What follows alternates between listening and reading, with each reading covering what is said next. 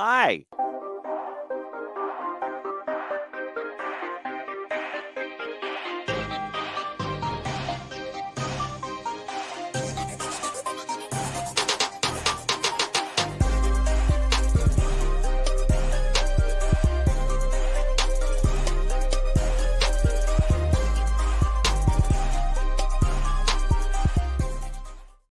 Bases dropped on SDHAM for another week as we get you ready for a lot of things in a lot of different places. That's where we are this time of year. We've got talk about Atlanta United. We're going to do that all week long.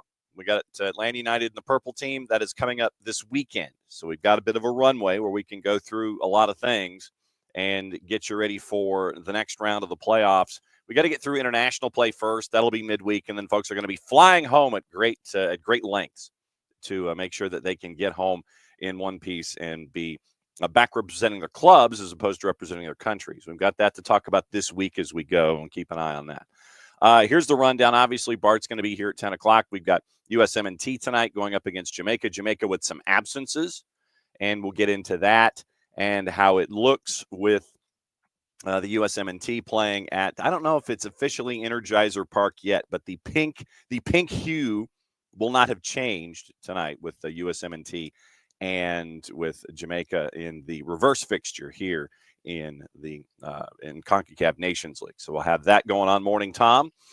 We do have, after Bart leaves, Tom, you can, I know that would be a real surprise for you and Ropes and all of our other resident Evertonian fans. New story out at Yosemite Football about your friends at 777. We'll get into that as we go this morning. All right, so here's the rundown for the week.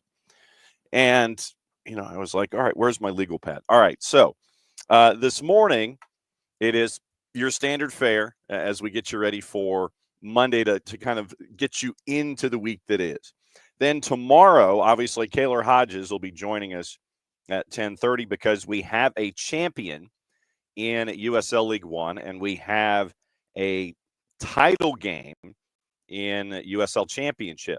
And this will get into opening kickoff coming up in just a little bit. We will be tracking down Jen Hildreth to get her thoughts. She was front and center on a call of one of the most ridiculous goals of this season. So we'll see if we can track Jen down tomorrow before 10:30. Kaylor Hodges joining us at 10:30 tomorrow. Our Atlanta United Exchange program continues on Wednesday. Tyler Pilgrim joining us at 9:15. See if we can track down the busiest man in the Northeast and Dylan Butler at 10. Get his thoughts on the weekend that will be. See if we can also track down Marion Crowder because of her season being mainly in airports, hopefully with airlines other than Spirit. And see if we can track her down on Wednesday. Thursday, the Power Hour in hour number 2, as always, Nino and Nico joining us to kind of tour the planet and let you know what's going on, and then get Nico's thoughts on what's going on in Major League Soccer. Friday morning, 9:05, batting leadoff, Jessica Charman getting you ready for the NWSL final. She'll be joining us early. Friends from Beyond Goals, and maybe we can talk a little bit about Rhode Island FC as we go at 9:30, and then obviously at 10 o'clock we'll get you ready for Atlanta United and the Purple Team, and getting you ready for all of that activity as we go here on the week. So it is a traditionally very, very busy week. So no real surprise that that we have what we have coming up in a very, very busy week. So once again, it's great to have all of you guys here, and it is really cool to be able to TRA is down behind talking about stuff. And you hit buttons twice, and that's what happens anyway. I wanted to get into opening kickoff, brought to us by our friends at Kickoff Coffee and kickoffcoffeeco.com. And what that is we're dealing with QR codes, and you get to kind of see what's going on. You start your day with Kickoff Coffee and at kickoffcoffeeco.com right there. Oh, man, this shows you where Monday is. It's like, and I got to get into Monday, too. That's your QR code. You start your day with Kickoff Coffee and kickoffcoffeeco.com. And don't forget to use the QR code Soccer Down Here 15 to get 15% off your purchase. They in turn take 10%, reinvest it into youth games, youth initiatives. Very, very cool stuff from our friends at Kickoff Coffee and at kickoffcoffeeco.com. So that is what we do for opening kickoff. And since Abe is here, why don't we just go ahead and make Abe opening kickoff? We'll go ahead and do that now. And so Abe is in a different location than we're used to seeing him. We're used to seeing like sunshine smashing one side of his face because he's got like a real paying gig. So we bring in Abe this morning. How are you, partner?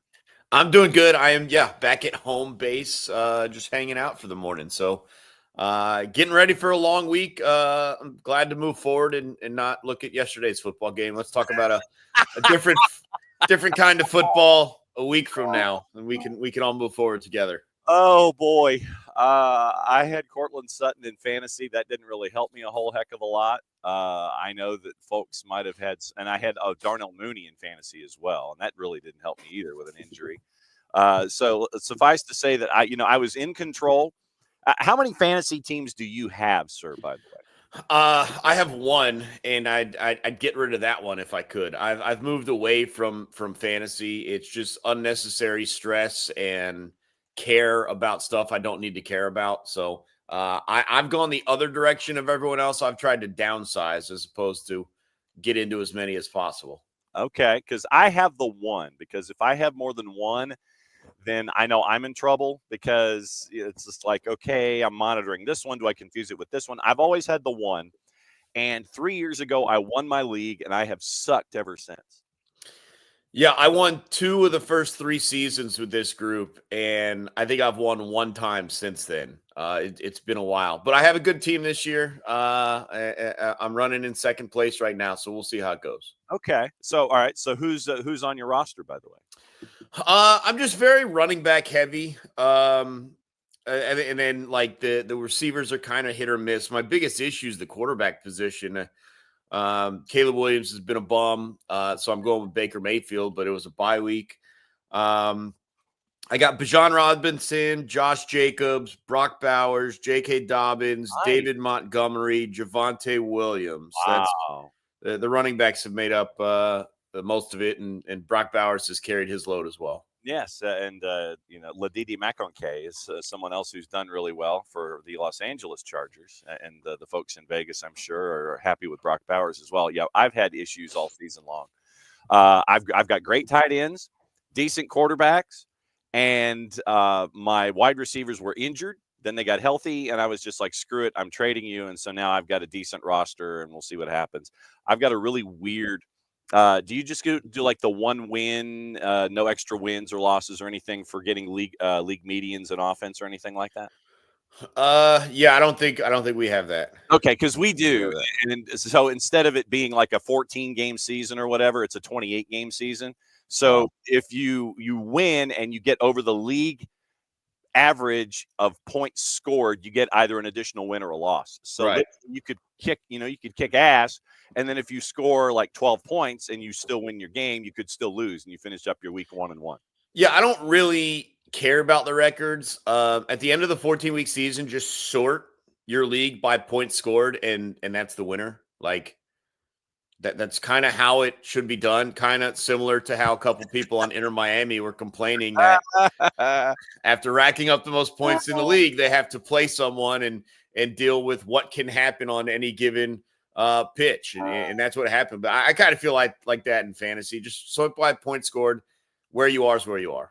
People were kvetching, and I think that was the official term, uh, about Lionel Messi not shaking hands as he was walking off the pitch in the loss against Atlanta United. Best of 3, Atlanta United advances, and Lionel Messi doesn't shake hands, and people were mad. How are you about shaking hands in a situation like that? Look, what are we gonna complain that he's a sore loser? Like, I don't care if he is or isn't. Losing sucks. He shouldn't be over there congratulating everyone. Like, it's not fun. It's the end of the season, and it's a massive disappointment. I think he's human. As great as he is on the pitch, I think he's human. And like, yeah, it's tough to like want to go celebrate someone else's achievement. And so it doesn't really bother me. I think post game handshakes are dumb. I think pre game handshakes are dumb. A lot of that stuff is a waste of time. If people want to complain, that's fine. They're looking for anything to nitpick Lionel Messi on.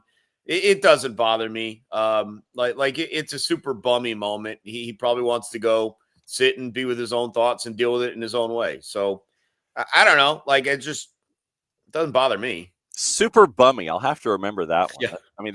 That's about as square as it was.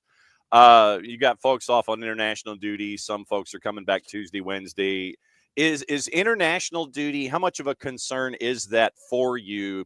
It's cool that you get dudes get tapped and they get to go and represent their country with 2 games in Europe and CONMEBOL and all this kind of stuff. How much of a concern is it for you when it comes to having everybody finally come back and be ready to play this weekend? Yeah, I mean, the first step is to get everyone back healthy. And we've seen times where guys have gone out and been injured either in practice with their teams or in games, and they've come back and been unable to go. And obviously, Stian Gregerson was just working his way back off of a couple of knocks. And so want to make sure we get him back. Certainly Bartosz Lisz, the importance that he's had in this lineup. We need to get him back healthy. Moranchuk has stepped it up. And so Saba, we know he's going to work so hard on Sunday. Don't want to work too hard there for his country as well.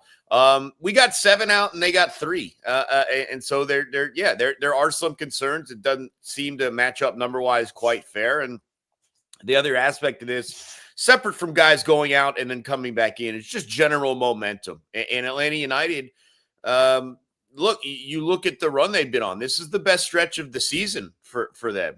And not just because they took out Inter Miami. I mean, they've got, 5 wins in their last 6 games. They didn't do that at any point over the season. They had a 3-game winning streak. The opening game loss to Inter Miami, now followed by a 2-game losing streak. They didn't do that at any point of the season. So whatever they've stumbled on, whatever they've stepped into, it has put them into their best form. And now you step away from it. It doesn't necessarily mean you can't pick it back up, but you're always going to have those questions.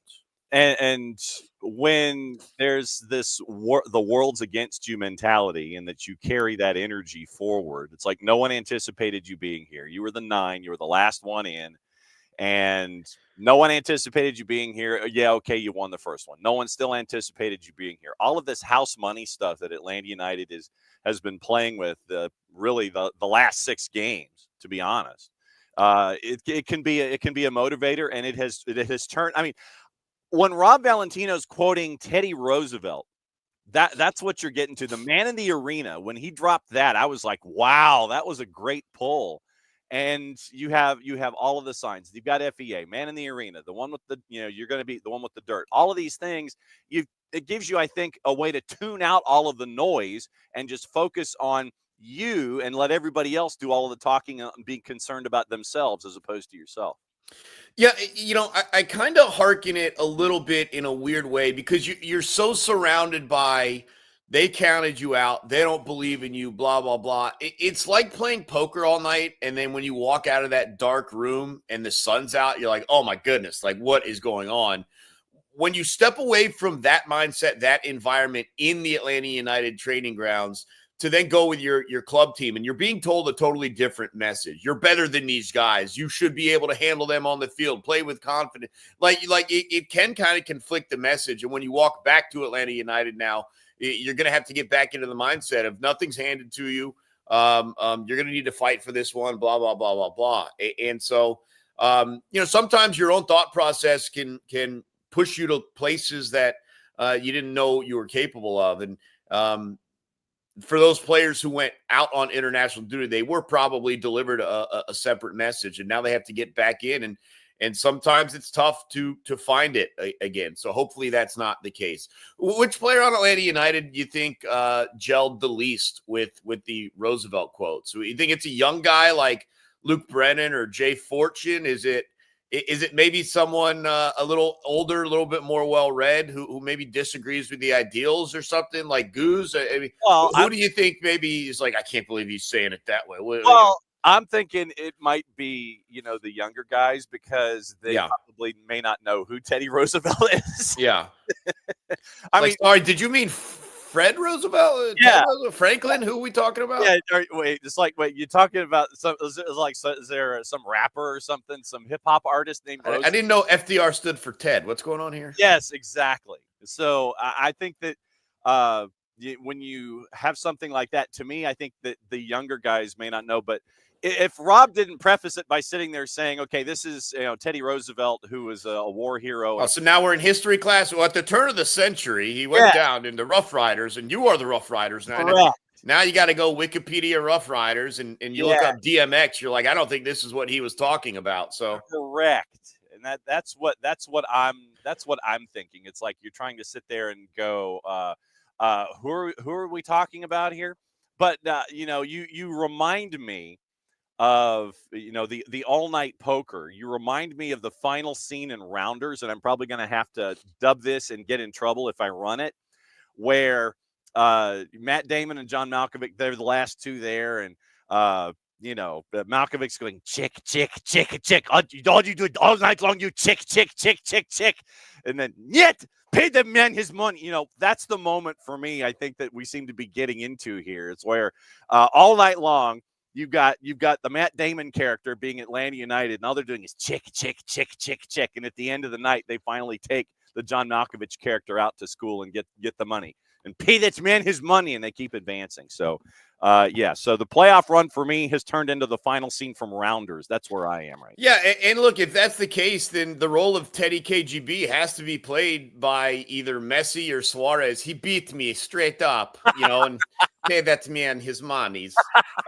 So yeah, I mean that's what you got to admit. However it played out, if we brought Inter Miami into the Atlanta United trap, then so be it. But the end of the day, there was no tomfoolery. Atlanta United straight up took out Inter Miami, and they have to admit that. There's no way around it.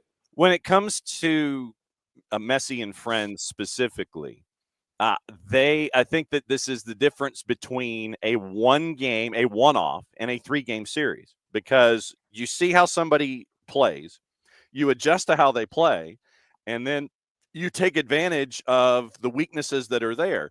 With Messi and friends, it was, okay, here's the lineup. Then you have injuries. Then you don't have Busquets in game 2. Then Busquets comes in kind of dinged up in game 3, and he's not 100%. And a team that is so Loyola Marymount-ish, and they want to outscore you and score 137 points, and, they don't care about defense, they get exposed in a 3-game series like this. And I'm sure that a lot of folks are sitting there going, well, I wish we had the old playoff system back. Yeah, I actually strongly disagree with that sentiment. I think in an expanded 3-game series, it is much less fluky. I think a 1-game situation, especially the way goals come in soccer, deflections or you think you're on an offside trap and you're not. It's just things happen in weird ways. And I think any team can win a 1-game situation. I think when you look at England and you look at the FA Cup and you get these 4th division, 5th division sides running through the table, why does that happen? Because anything can happen in a 1-game scenario. If you gave Manchester United a 2nd or 3rd crack at Barbecue FC, they'd probably put some meat pie selling goaltender back into the store. And so I actually think it's more impressive that you were able to do it over the course of 3 games as opposed to just one, in which I just really anything can happen on one given game. But once you make it a series, the longer a series goes, the more likely you are to find the better team. And so the other thing is, it would have been wildly unfair, and maybe that's the point of being the 1 seed, and for Atlanta United, the point of why you want to avoid the play-in round. It would have been wildly unfair for that whole series to be decided on Atlanta United's 3rd game in 6 days. And so I don't know if they would have adjusted the schedule because of that. But I don't think you can ignore the impact that may have had into the result of that first game either. No doubt. So meat pie selling goalkeeper. I wrote that down. And then you end up with the meat pie eating goalkeeper, who ended up getting into trouble because he had the side bet with the juice box purveyors over in England about having a meal in game or having a drag of a smoke in game. It's like, will he do this in game? Well, of course he will. And made a little juice boxes off of that. When it comes to who has impressed you the most in this 6-match run? Yeah, I mean, it goes back Right. It goes back more than just the 6 matches, but it continues to be Pedro Amador. I mean, pretty sure he leads MLS in playoff assists. And I know Atlanta United played 4 games. No one else played 4. But um, the significance of him and what he's added to the offense has just allowed you to do so many different things. It also feels like he's just got a connection with multiple different players. For a while, it was like, man, look at him and Saba when they're on the same side of the field. But I think we've seen it kind of adjust to just everything. And the balls are dangerous in most of them. It's not like every once in a while he ends up serving in a good one and Atlanta United's paying him off. And no, it feels like 3 or 4 or 5 times he's putting one right where it needs to be. Some are goals and some are not. But Pedro Amador has just continued to impress. He's not the only one. During the run, I mean, what can you say about the goaltending of Brad Guzan? I mean, despite the fact that he's made some major mistakes within this run, he's still the reason why you're still alive. I mean, he spills a goal. I'd have to go back. Was that against Montreal? Maybe. I'm trying to remember if that was against Montreal. He spilled one. Maybe it was someone else, but it came off his chest. I thought he should have collected it. It was right there. I thought Joseph put it back. Yes, you're right. You're correct. And then obviously the weird goal that puts you behind against Inter Miami, where he was gonna send it off a punt and just kind of there it is if you want it. And despite those 2 huge mistakes, which could bury a team, which if we're going to be honest, could at times send a goalkeeper into retirement if things go differently. At the same time he made those mistakes, he's had 2 of his probably 5 best performances in an Atlanta United kit over the course of these last 5-6 games. So Amador for what he's brought, but again, you can't ignore what Brad Guzan has done either. No doubt, and it's been fun to see Brad drive people crazy with his goalkeeping over this last little run. The purple team, and the purple team was at the beginning of this run, so it's somewhat fitting that they're now here as a part of this run. They can be had. They were proven that they can be had. How optimistic are you heading into the games this weekend, considering it's Monday and we have 6 days to talk about it and think about it? But how optimistic are you heading into this one? Well, look, I sat here with mild optimism against Inter Miami. You look at the success you had against Miami, and not that you were going to go and take care of business in that series, but you felt like you were going to have an opportunity. You felt like you could stand on the field with them, and you certainly feel that way against Orlando City. There's no reason you can't go down there and do what you did essentially on decision day, which was a 2-1 victory over Orlando City. Saba and TRA got goals in that one. 2 things concern me going into this. Just because you eliminated Inter Miami does not mean the next round is handed to you. And I think that is in an approach and a mindset and a reminder that Rob Valentino is going to be stressing over the course of this week. It was supposed to be handed to them. You took it from them. It doesn't now get handed to you. And so keep that in mind. And then the mental focus required to properly defend Inter Miami. The fact that you got to be dialed in without a drop or without fail for 90 plus minutes every moment of that match on a couple of guys.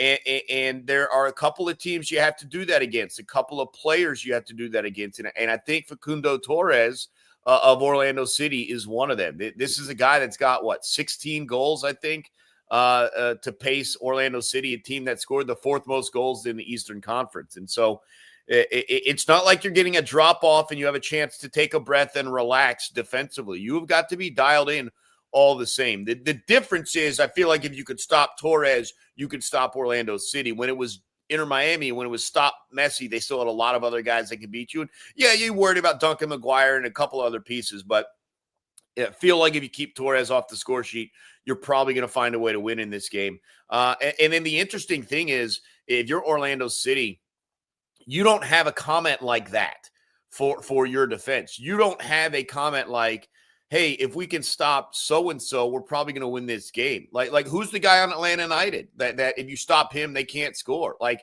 I mean, sure, like there are certainly guys that you're more worried about, but you look at the last number of games. I mean, TRA's got a couple, but you got a goal from Moranchuk, Tyler Wolf, Saba, Brooks Lennon, Steon, Bartosz Schliess, Derek Williams. Like, it's not like some one-headed snake charge coming at you. There's so many different guys. Like, honestly, you'd be just as worried about, like, well, if we can prevent Pedro Amador from sending a ball in, then it doesn't matter about what's.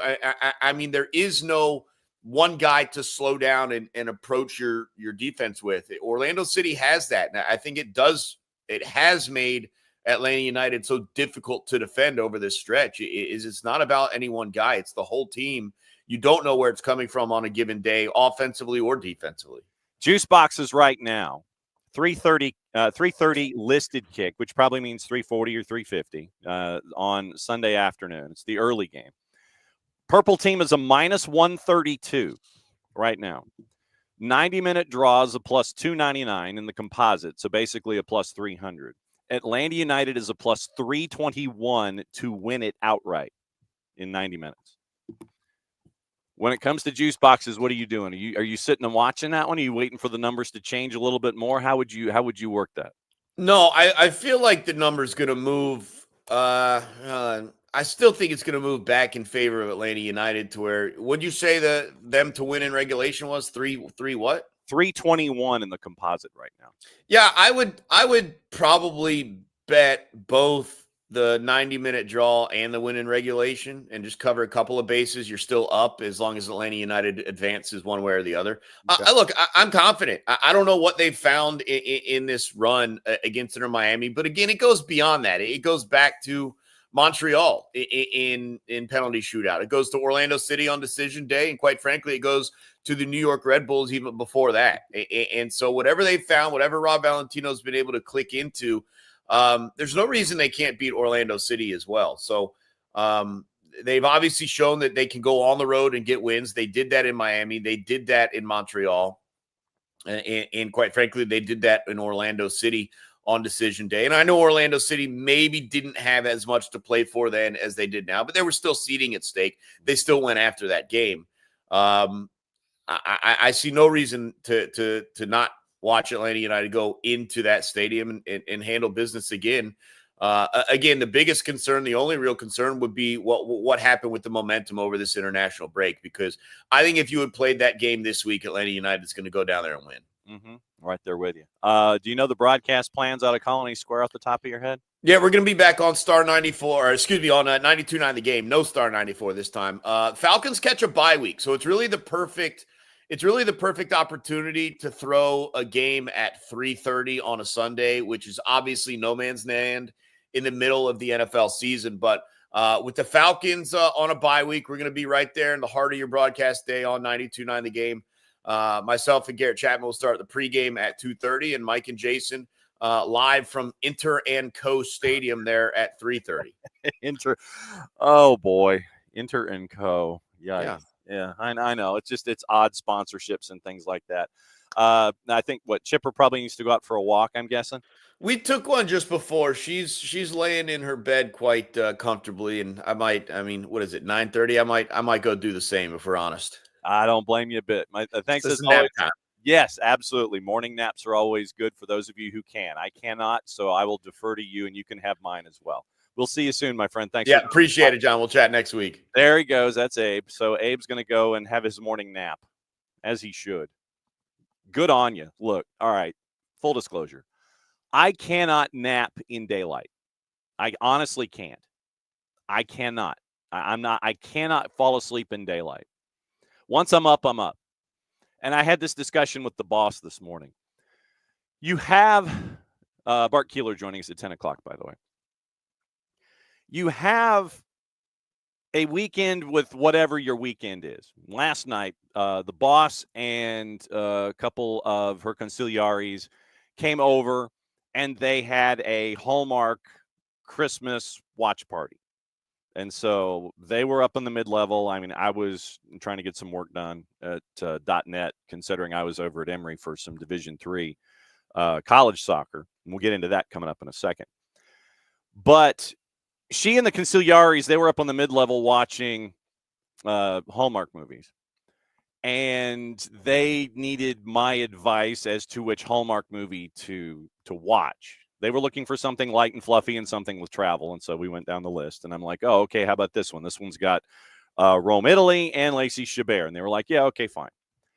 So they watched the movie and they were discussing things. And it was a pretty late Sunday night.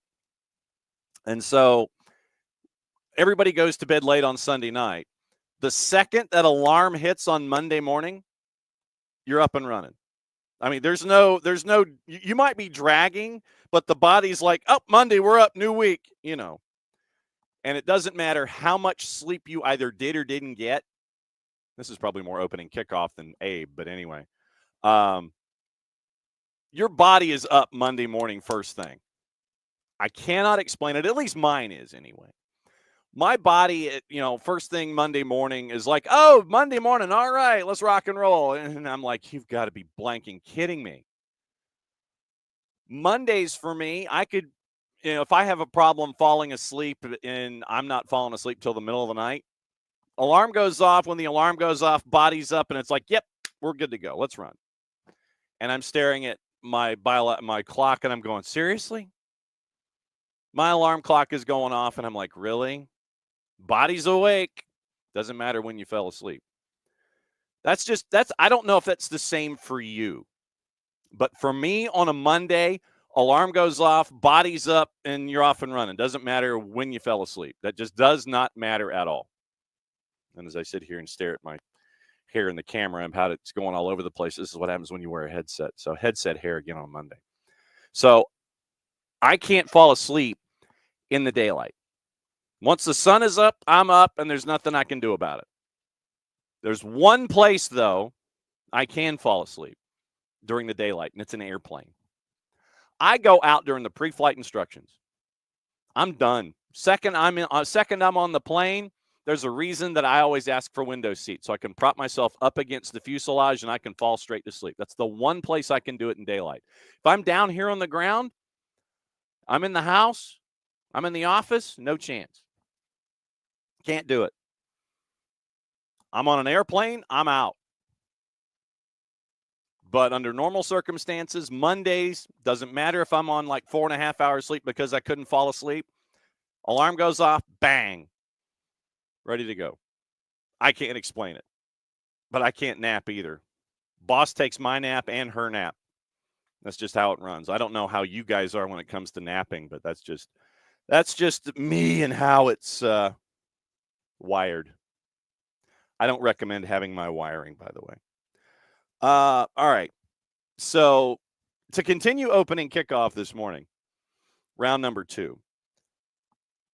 The SDH bump was alive and rolling this past weekend. 3 separate occasions, the SDH bump was live and real.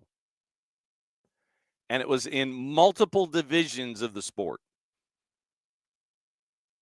So if you have a favorite team and you are looking for a bump for whatever reason, if you are someone that believes in ritual, I'm not going to say superstition, but ritual, the SDH bump is for you. Example number 1, courtesy of our friends at the USL Championship, ESPN Plus, and YouTube, you had this moment happen in USL Championship on the weekend. Golden playmaker has the ability to go 1v1. Terrific work from Clay Holstead to elude not one but 2 players. But Noah Fuson sets up Mark Segbers. At some point, you have to close down the space. You cannot afford Noah Fuson to dictate where you go. You're inside your defending 18-yard box. You do not step up. Zachary Erivo and Noah Fuson, either side of the half. Erivo and Fuson send Rhode Island FC to a 2-1 win on the road against Charleston Battery. Crowd of just over 5,000 at Patriots Point in the Eastern Conference Final, Rhode Island FC becomes only the third team to reach the USL Championship Final in their expansion season in the league. Erivo and Fuson get the goals. Set pieces and recycled play once again. You end up with a 2-1 win, scoring in the 43rd and the 53rd before Juan David Torres scored for Charleston in the 61st. Noah Fuson, 3 shots, 5 chances, 4 of 6 on tackles, 6 recoveries defensively. So it is a piece of history for Rhode Island FC and our mogul in training, Michael Parkhurst. And we'll see if on Friday, we will see if we can get both of them, both Greg Garza and Michael Parkhurst on, because I imagine Michael Parkhurst might be making his way to Colorado Springs because USL Championship, Juan Tejada, whom we remember with his time with Tampa Bay Rowdies, is in Colorado Springs, gets the eventual game-winning goal. So next Saturday at noon Eastern, so it is breakfast or brunch at Widener Field in beautiful downtown Colorado Springs, Colorado, as the Colorado Springs Switchbacks host Rhode Island FC in the USL Championship. It's on Big CBS and 2 to NA. But, so Colorado Springs with Juan Tejada, they score, they win 1-0. They knock off Vegas Lights. Vegas Lights, they had a great season. It's amazing what happens when you invest in a product and you get to see what's going on. So Rhode Island FC at Colorado Springs for the USL Championship. We'll talk more about it with Kaylor Hodges tomorrow morning at 10:30. But not to be outdone. 2 moments on Sunday to continue to roll the SDH bump. You had one moment that was local and one that had to do with a local presence, shall we say, since we're in the USL segment of the program, to tease what happens tomorrow. It was the 7 seed Spokane Velocity traveling to the number 1 seed, Los Bujos, the Murder Owls of Union Omaha, playing at Warner Park in Papilla, Nebraska, a baseball field. And we got into those discussions too last week. And we've yet to get into the discussion about Central Valley Fuego with Kaylor. So we'll discuss Central Valley, we'll discuss Northern Colorado, and all the things. But in the game yesterday, 2-0 early, goal in the 3rd minute or the 4th minute. 4th minute, early start for Union Omaha, scoring again. That takes you to 20 to go. You'll remember that Friday morning at 9:30 Eastern time, we had an individual on the show from Union Omaha with ties to this footprint. So what happened when Union Omaha had a 2-0 lead with 20 minutes to go? This happened, courtesy of USL League One, ESPN Plus, the Golazo Network, YouTube, and the league. Cross falls for Lagos Kunga. Kunga scores!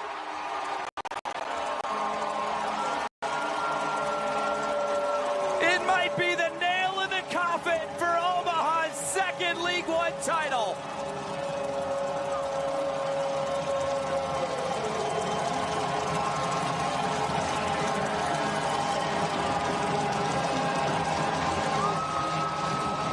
And where does it start? On the wide areas of the field for Union Omaha. Create an overload, you push the tempo, you put pressure on. And once you shift this velocity side to one side of the field, you change your point of attack. But notice the composure from Kunga. First touch to collect himself. Now he has Waldeck flat-footed. And once he overcommits, it's a sweeping motion to his least preferred right foot, but it's a cheeky finish to wrong foot Brooks Thompson create a little bit of separation. That's instinctual. Second in the playoffs. Third this afternoon for Union Omaha. And they're in the driver's seat yet again here at home. 20 minutes to go. It was 3-0 at that point. They would go on to win the USL League One championship. And when we bring Kaylor on tomorrow, we will discuss what Union Omaha has been able to accomplish over the last handful of years when it comes to USL League One and Open Cup and all these things. Is Coach Dominic Casciato, is he one of the coaches that you really need to keep an eye on if you're looking in a coaching vacancy? The talent pool that's right there at Union Omaha, what they've been able to construct. They're in the process of securing the real estate and the build for their own stadium, soccer-specific stadium in Omaha, where they're not having to play at a baseball field where you're having a corner kick in front of the 315 sign down the left field foul line. So we'll discuss Union Omaha winning a title, where they are in the USL footprint. We'll discuss the championship game, the USL Championship, Rhode Island FC, Colorado Springs. Brunch in Colorado Springs next Saturday. And we'll see if our friends from the USL show are going to be heading out in that direction. And also, bump number 3. And for this, we go to Division 3. Yesterday, and the article is up at soccerdownhere.net, it was the second round of the NCAA Division III women's tournament, and it was Pacific Lutheran, the Lutes of Pacific Lutheran, taking on the Emory Eagles. Head coach Sue Patberg, remember, she was on the network.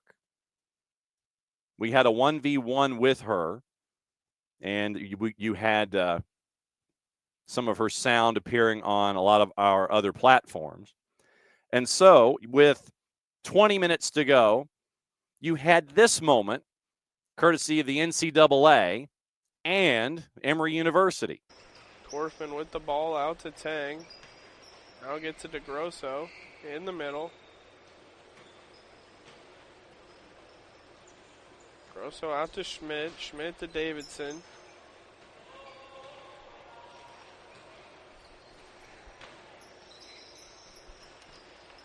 Kick it back to the back line. Oh, it's Michaela Camp with the shot from outside the box. Now an opportunity pushing the goalkeeper. Not good for the Lutes. A shot, and it's in for Emory. Goal for Emory with 20 to go. And it was one of the more chaotic things that I had seen in quite some time. So to break that down, what you had was, and when I got to catch up with head coach Sue Patberg from Emory about it, Kat Whitehill and her assistant coaches had noticed that the Pacific Lutheran keeper really wasn't looking kind of over her shoulder when she wanted to start distribution, because she would kind of play it out to her left, and then she would start the offensive transition, and she distributed the ball, and Pacific Lutheran would go down the field. The Emory assistants noticed this, and they were like, okay, hey, can you just kind of do literally this was almost like Grand Theft Jamal. And you had the player for Emory kind of sneak up behind the keeper. Ball was on the ground. Keeper put the ball down. Emory player challenges from behind, and then in the challenge, the keeper falls down. The ball goes outside the 18. So then the Emory player goes outside the 18, gains possession of it, turns, puts it in with the left foot, cleared away initially, kind of clatters around the penalty spot, and then after the next deflection, it's put in the net by Caitlin Nimmer. And that was the one goal that Emory needed. 23 shots on the day for them against Pacific Lutheran. Pacific Lutheran only had 3. So Emory advances, and they are going to travel to Dubuque, Iowa, to take on the Dewhawks of Loras College, and you go, what is a Doohawk? I had to look this up myself. In a past life, Loras College did not have a nickname. I think it was they were Columbia College, but they didn't have a nickname. And so a writer that was covering a Columbia College story referred to them as the Hawks from Dubuque, Iowa, thus Doohawk. And so that kind of stuck, in the university at the college at the time was trying to figure out, okay, what kind of what nickname do we give ourselves? The student body was like, let's go with Doohawks. The front office was like, nah, we don't like that. But the student body kept going, Doohawk, Doohawk, Doohawk, and so it stuck. The Loras College Doohawks, who are 21-1, by the way. 21-0, by the way.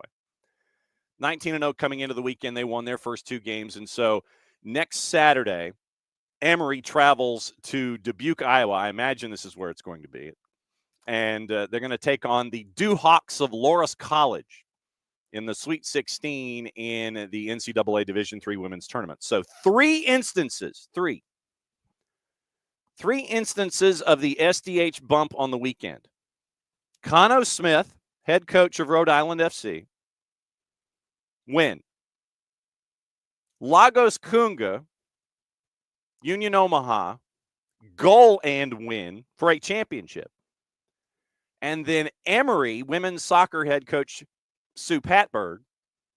By the way, it was good to catch up with her husband, who I've known for about 15 years.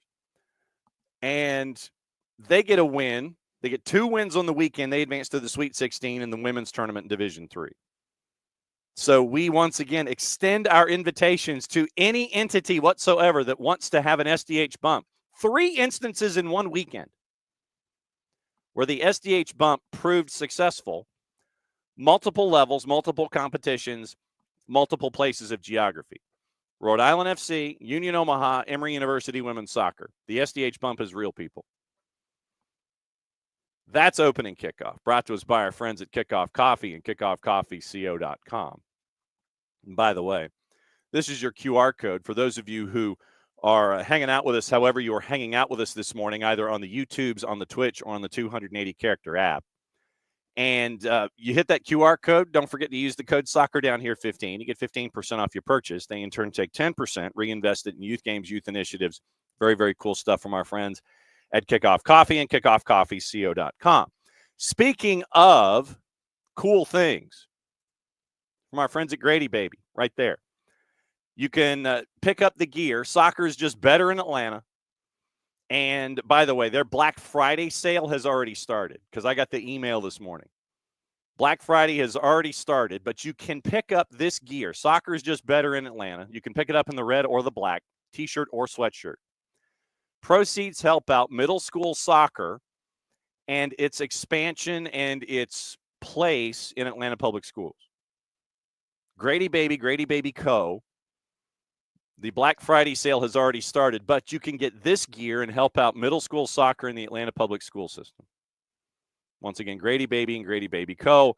Soccer is just better in Atlanta, and you can make it better for folks on the middle school level. Okay. So once again, Bart Keeler joining us in about 5 minutes. We'll go over Marta and her insanity from the weekend. We'll go over the men's national team and the reverse fixture. Jamaica's going to be without a couple of folks. They're going to be without Mason Holgate to begin with anyway, because of the double yellow that he picked up in 10 minutes last time out in Kingston. And then we'll discuss everything else going on with Bart and see if there was any. And there was one moment specifically in reffing down here that I wanted to get into. It has to do with activity in England. And one of the most egregious penalty calls that should not have been a penalty that I've seen in quite some time, that actually led to a result. And it was the defining moment in that particular match. So I've got national team stuff to get into with Bart. We got Marta to get into with Bart. We got West Virginia to get into with Bart, because West Virginia actually won the Fun Belt, I think, knocking off Marshall. So anytime West Virginia beats Marshall, it gives Bart something else to talk about. So plenty of stuff to get into with Bart as we go this morning. So before we get into Bart and what's on his mind, just a couple of other things, news of the morning. Rodrigo Betancourt banned for 7 domestic matches by the Football Association for using a racial slur against Sun Young-min. Also been fined £100,000. He denied the charge, which the FA brought back in September and described as an aggravated breach of its rules, as it included a, quote, reference to nationality and or race and or ethnic origin, end quote. Related to a TV interview that Betancourt gave in June on international duty with Uruguay, Entity was asked to provide a shirt belonging to a Spurs player, and he goes, Sonny's? It could be Sonny's cousin, too, as they all look the same, end quote. The Independent Regulatory Commission found the charge to be proven, and the suspension will begin immediately, ruling Betancourt out of Spurs Premier League matches against Man City, Fulham, Bournemouth, Chelsea, Southampton, and Liverpool, plus the Carabao Cup quarterfinal against Manchester United, available again for the trip to Nottingham Forest on Boxing Day. Betancourt can continue to play in the club's Europa League ties. So this was a domestic suspension. Betancourt started in 7 of the team's 11 fixtures this season, including the most recent 2. Also started the former Juve player in the previous round of the Gummy Bear Cup when they beat Manchester City. Betancourt said, apologized to Son in private after the interview was broadcast and also issued a public apology. Son revealed in September, Betancourt had almost cried when apologizing to him. Son, he said, I love Rodrigo. I repeat, I love him. He knew, and he apologized straight afterwards. We're all human and all make mistakes, and we learn from it, end quote. So Betancourt out for 7 matches. 7 matches. Neymar's got another injury setback. Welcome to a day that ends in Y. So there was also a discussion now at whether Neymar's contract at Al Hilal, they will mutually agree to go their separate ways, which then in turn would open the window for Neymar to come and play with Messi and friends.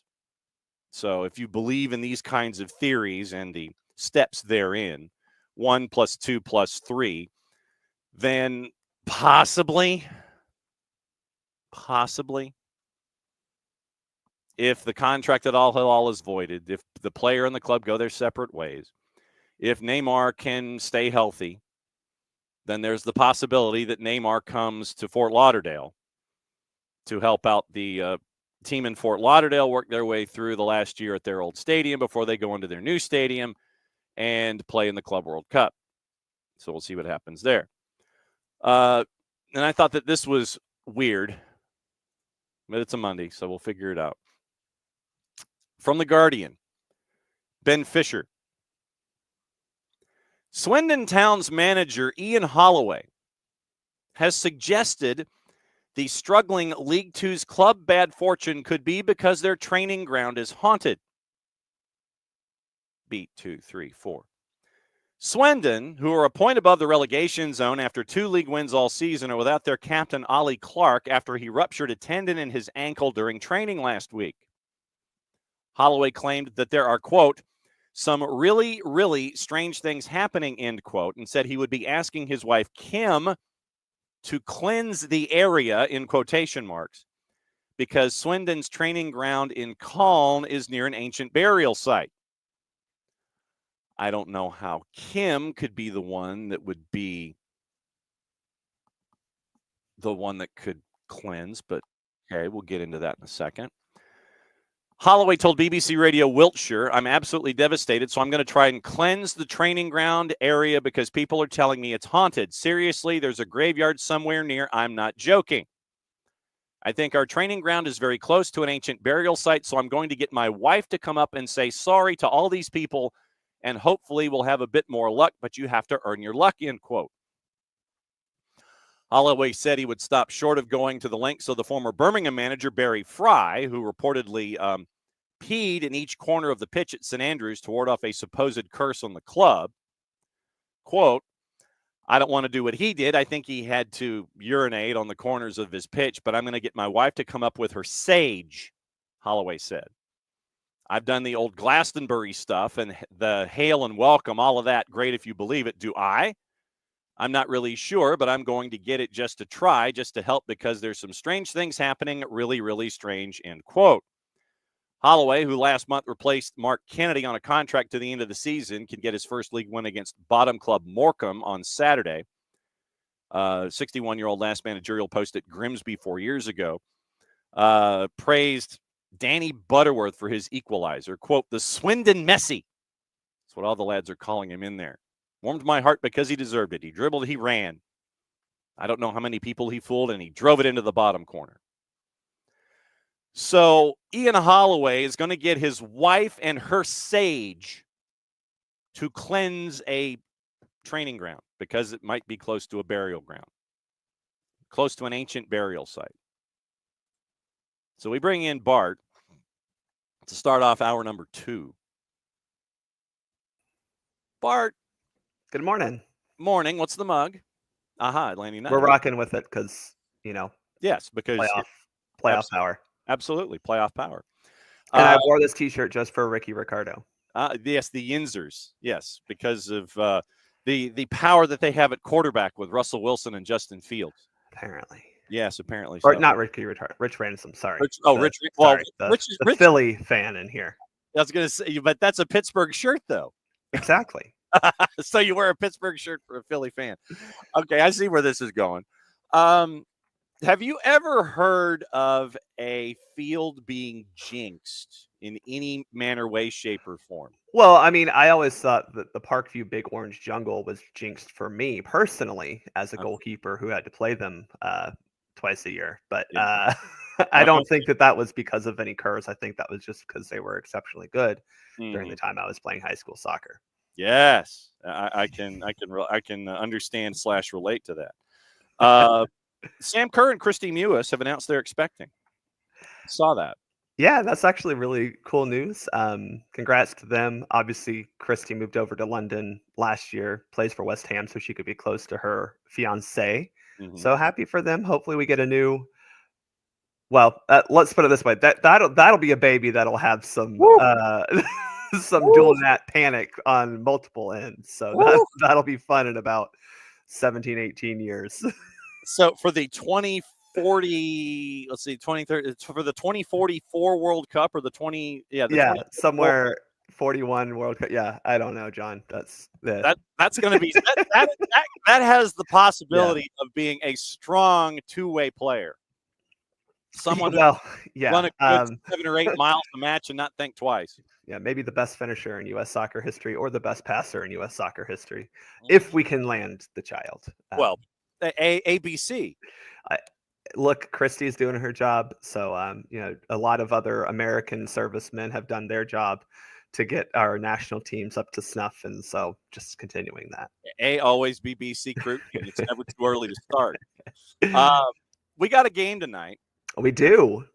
And Tim Weah is back. Tim Weah is back. Apparently Jamaica is without like 4 guys for multiple different reasons. They called up a dude who plays in the UAE, I don't know, 85th division, something like that. I didn't know UAE had 3 divisions of soccer, to be quite honest. I didn't know there was enough soccer in the UAE to have multiple divisions. But hey, welcome back to DC United legend. Ravel Morrison. Yeah. Well, and so Ravel has scored 2 goals, by the way, in 3 matches for Precision FC. Precision. Which legitimately sounds like a place to get your car fixed. Yeah, or sounds like some sort of consulting firm.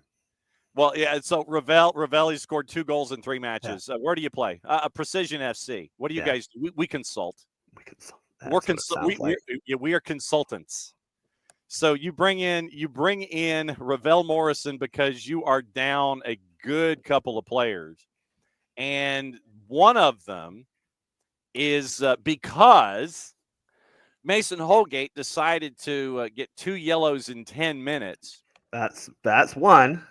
Yeah, and that was that really kind of puts you behind the proverbial 8 ball there when you don't have one of your midfielders, and now you bring in Ravel Morrison from Precision FC as you get ready for this particular matchup. Yeah. So Pinnock, Antonio, Kaheem Dixon out, as well as obviously Holgate, as you mentioned. So they're down. And I mean, listen, you're down Mikel Antonio and Ethan Pinnock. Those are two guys that Jamaica does kind of need to be successful. And the U.S. getting Tim Weah back. Not rostered are Brendan Aronson and Johnny Cardoso. That was the roster as of yesterday. Brendo was reported to be sick. Obviously, Johnny picked up some sort of an injury. I know that it was reported it wasn't serious, but I hopefully it's not serious. But obviously, having to be subbed out of a game and then coming back in 4 days later is. I understand that why he's not going to be rostered, but you have right now. You already had the talent advantage. Now they're missing some key players. You get Tim Weah back, which opens up a lot of depth options because now you can move Yunus Musa possibly back into the midfield. If you're Mauricio Pochettino, this is close to what you would want as far as like a full selection of players, and that's nice to have.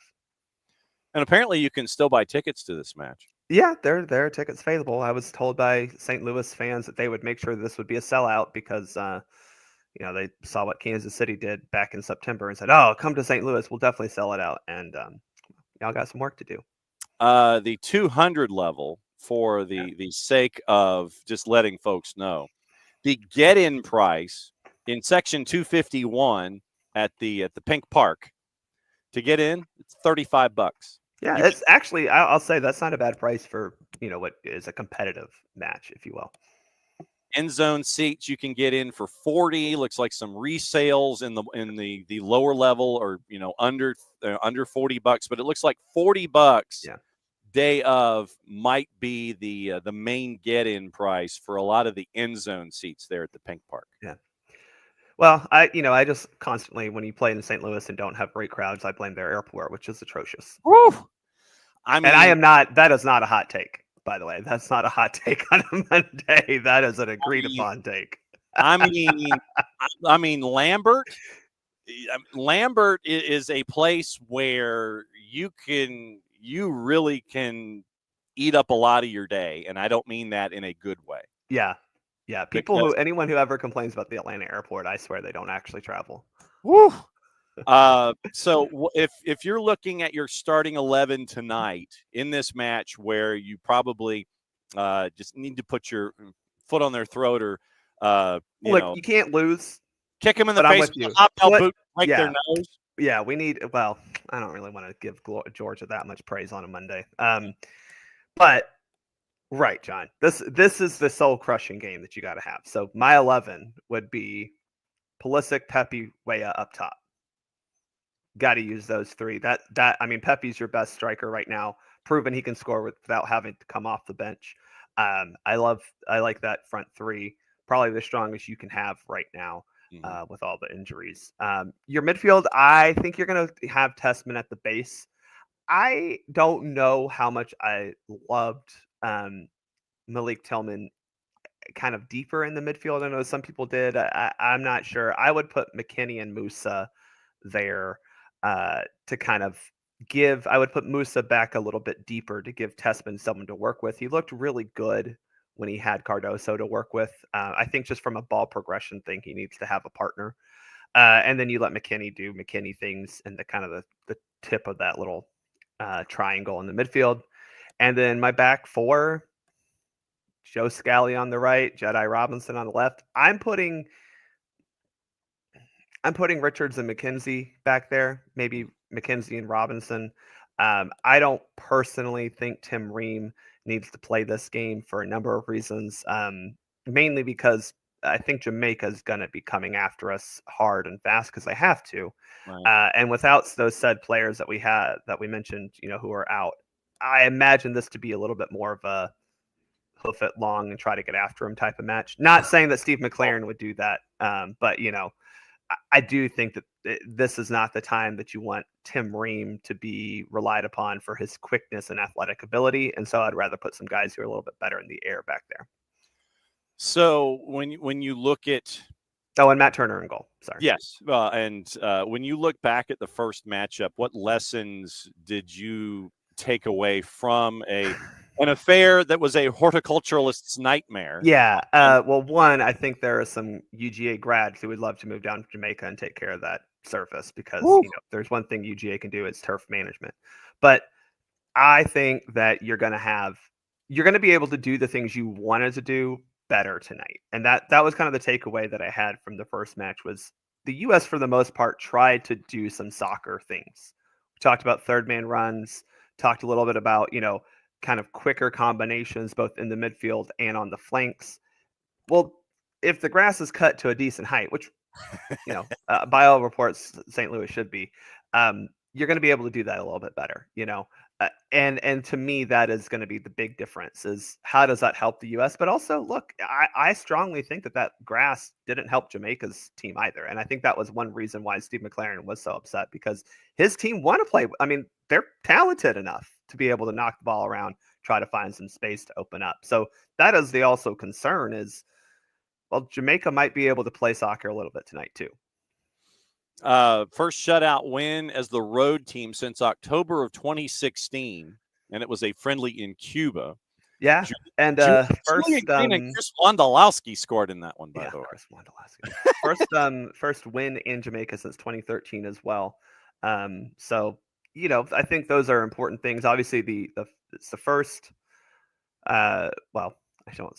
This is the problem, John. So the U.S. under Berhalter got one win in a true road match, right, in CONCACAF. That was the Honduras during World Cup qualifying. They did technically beat Cuba in a Nations League match, but that was I think that was in the Cayman Islands. So, not a true road match. And then actually, those things, I don't know. Do you even want to count, all that? But you're looking at a team right now that I think as you look at the 2026 World Cup closing in on you, you're going to have to figure out what type of team do you want to be. Is it a defensively strong team, or is it a team that's going to go attack and score a lot of goals?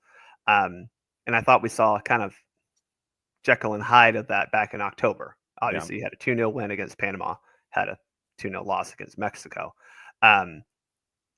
The defensive performance on Friday or Thursday wasn't astounding, right? You gave up a penalty. Turner still had to make some saves. Correct. But you still had a shutout. That to me is very important. And I'm sure Pochettino wants to continue that.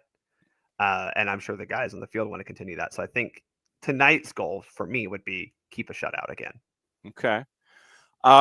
As you process what's going on here with this team, I know that there really isn't a whole lot of evidence when it comes to Mauricio Pochettino and what he has been able to impart upon folks that come in and hang out and represent their country. But when you look at let me just ask it this way: when you look at the environment now with Mauricio Pochettino there, have you been able to glean anything when it comes to the emotions, the approach? How different is it for you with Mauricio Pochettino in charge as it was with Greg Berhalter before he was dismissed? Well, I think the biggest thing I've noticed is on the field, there's an attempt to bring there are just different ways to provide more options to the player with the ball. And I think that was something we saw under the Berhalter tenure, is especially trying to build out of the back. It was too limited in the options that were provided. And so I think Pochettino is attempting to give the player with the ball, whoever that is, be it a center back or a fullback, extra options to pass to. And sometimes it hasn't worked out. I mean, I think the penalty kick was back on Thursday was a great example of Scally made something that he didn't need to, because we're still in that mode, right? We're trying to go do the thing we've been told, as opposed to defaulting to maybe something different if you don't like that setup. But the attempt of trying to find a different option, trying to find a second, a third option, that is what I've been seeing most in, the limited sample size under Pochettino. And that to me is one of those things that you can improve on under Berhalter. And again, I think when you looked at the Berhalter 1.0 era, good framework, and then was hoping to see that kind of stuff, like, oh, okay, you've got, the Cliff Notes version of the positional play at the national team level. Let's see if we can add to it. And I don't think he ever did. And I think this is those, tiny bits of, okay, well, let's add this thing, right? This addition to the framework we have. The other thing, John, I think we haven't seen a whole lot of is high pressure, which I think we all expected from Pochettino, aka the Bielsa style, and we've seen that in a lot of ways from Pochettino. But I do think that that's something that when he looked at the national team, especially with some of the opponents we'll have, that doesn't really work against a Jamaica team or a Panama team that aren't gonna necessarily try to ticky-taka the ball around, or they're trying to get one or two passes and then go long for the most part, right? I think he kind of looked at that and said, no, our job is to be defensively sound and a little bit more of a mid to lower block press when we need to. Also, I don't know if pressing was going to be a good tool on Thursday night when it seemed very much like they were just going to give you the ball anyway because of that surface. So we don't know yet. We just haven't seen that part yet. So I am curious if that'll hold over, if the intensity is more about the mindset than it is the physical running. Right now, obviously, breaking down what's going on in and around CONCACAF, it's always fun to sit there and look at all of the teams that are. Yeah, let's check in on Mexico, John. So, what's going on in Mexico, Bart? Well, actually, what's going on in Honduras? We do need to address that. Look, that's fans throwing stuff onto the field is never okay. No. I find it especially gross when you've won the game by a significant margin. Obviously, Mexico lost to Honduras 2-0 down in San Pedro Sula. We understand that is a hard and raucous environment, but throwing objects onto the field is not okay. But it does add to the Javier Aguirre is actually a mob boss lore, and taking one to the head and then going around and saying, "Oh no, I'm fine," as you shake hands is it's like I'm good. That's pretty darn awesome. I will say, Aguirre is he's a different breed, man. He's fun. Honduras wins 2-0.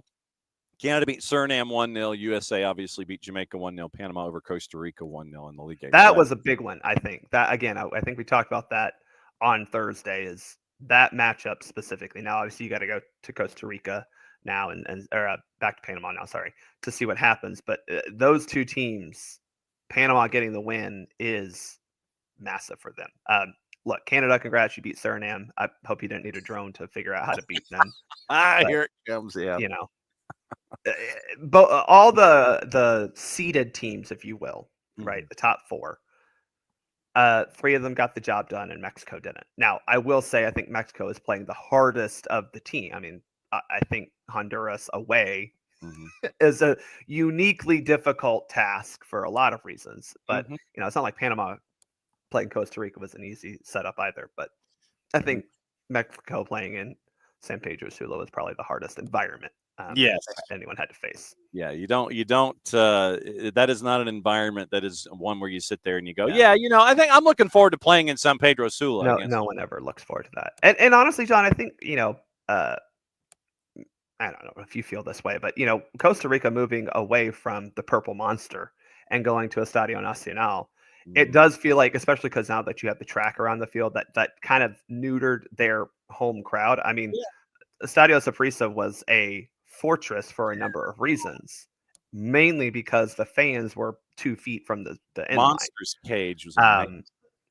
And so to me, San Pedro Sula now has, in my opinion, the title of toughest place to play in CONCACAF.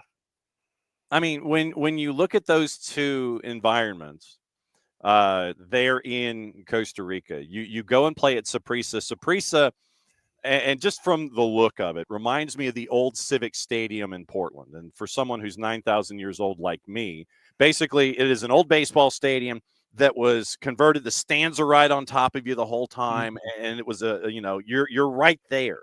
And that's how it was going to play anybody, whether it was league play, you're going to Saprissa. If Herediano is going to play Saprissa at Estadio Saprissa, then that's what you're getting.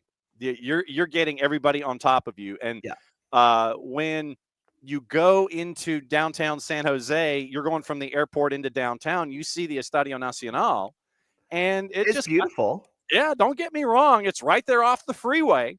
Yep.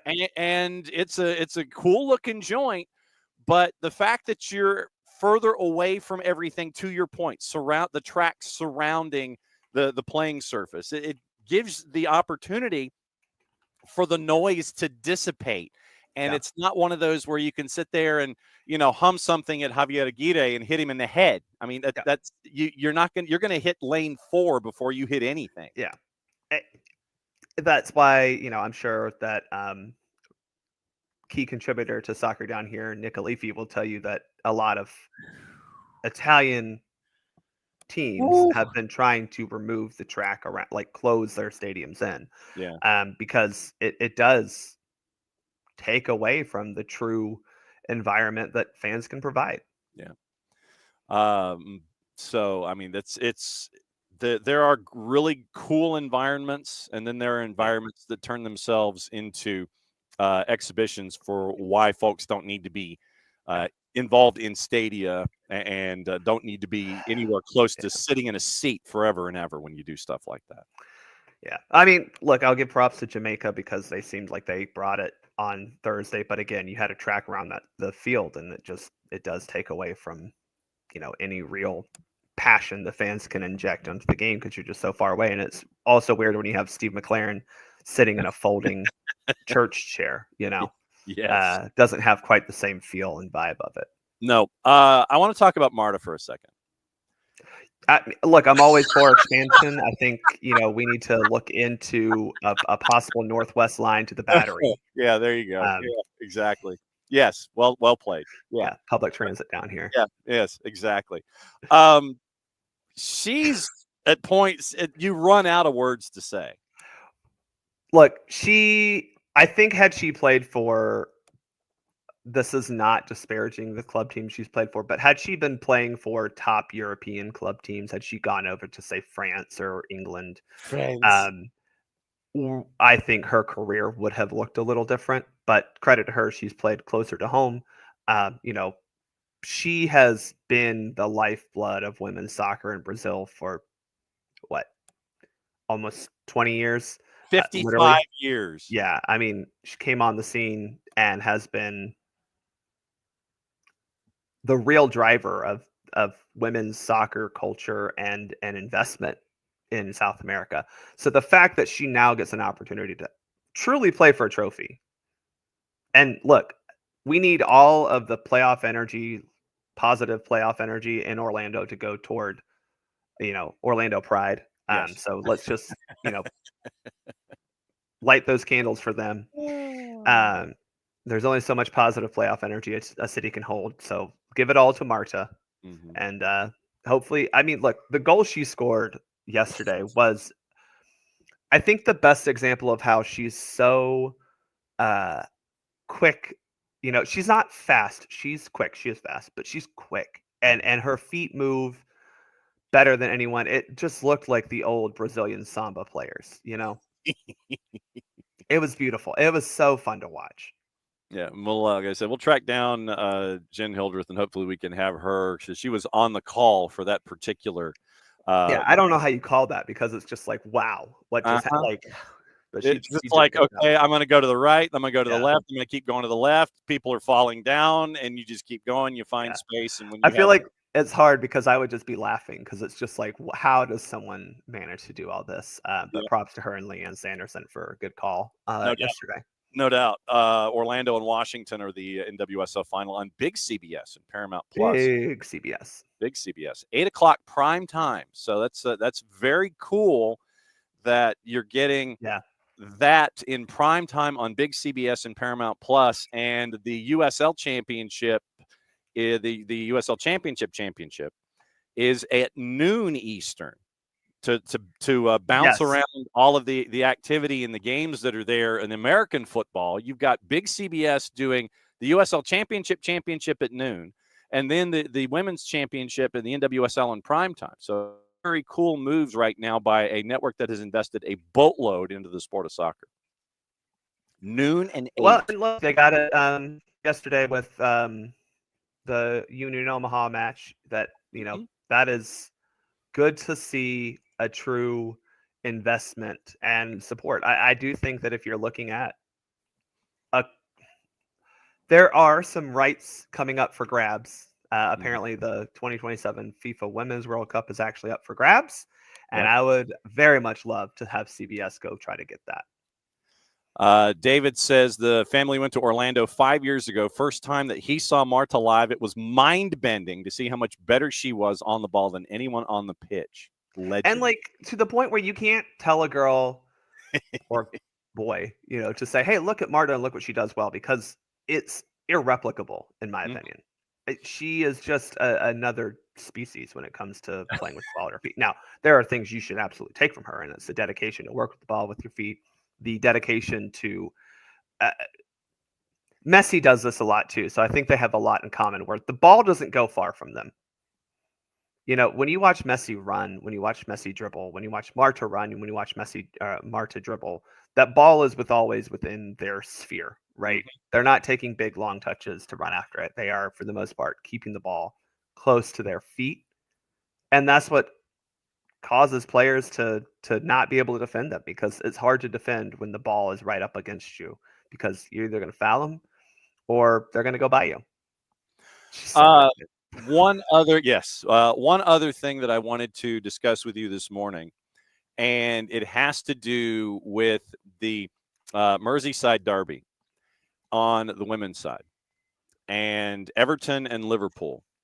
Katja Snus's penalty gives Everton their first win of the WSL season against Liverpool at home.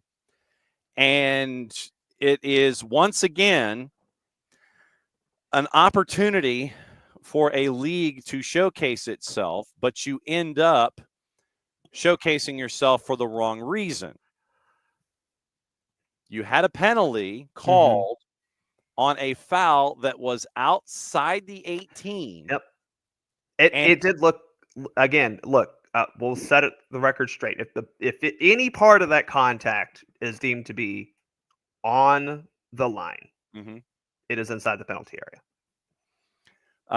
Quoting, was it? Beth Lindop was there for the 4-letter, and it is available for those of you that have the 4-letter plus, and you can go back, you can watch the replay. First WSL victory of the campaign. So the victory, once again, and this is how Lindop writes her copy. A huge officiating error will likely rankle for some time within the Liverpool camp.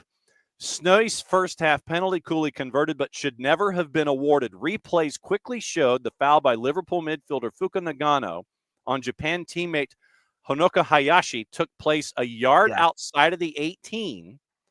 But with the absence of VAR in the WSL, referee Abigail Burns' on-field decision stood. Lindop continues, the incident will no doubt fan the flames of debate in the coming days as clamors for VAR to be introduced in the women's top flight continue to grow louder. For Liverpool, it's the third time in as many seasons they've been stung by an officiating error in a Merseyside derby. Well, let's go through two things here, John. One, I think we have to address the referee error, because obviously the center official calls this a penalty kick. But this is where you also need to look at your assistant referee for some help and support. They may be able to give you a better, they may be able to tell you, like, no, it was in or it wasn't in the box. And there are protocol for that. You can, the assistant referee is more than willing to be able to give them that information if the center referee so chooses to go seek it out. So I am a little shocked that wasn't, between the two referees, figured out a little bit better, because it wasn't particularly close. And again, it's not where the ball is. That's not what matters. It is where that foul is, that contact is. And this was not even a case, John, of like, oh, well, she kind of grabbed her first and then she grabbed her again. And where was the first, that type, sometimes you get those continuation fouls that somehow end up in the body. This was a foul. I mean, it was a single contact type of foul, and it was very clearly, outside the box. Again, was it close to the line? It was, well, a yard, maybe half a yard. If you look at Hayashi's trying to go around Nagano. Yeah. And Hayashi is, she's trying to at least accentuate the contact that Nagano makes. Exactly.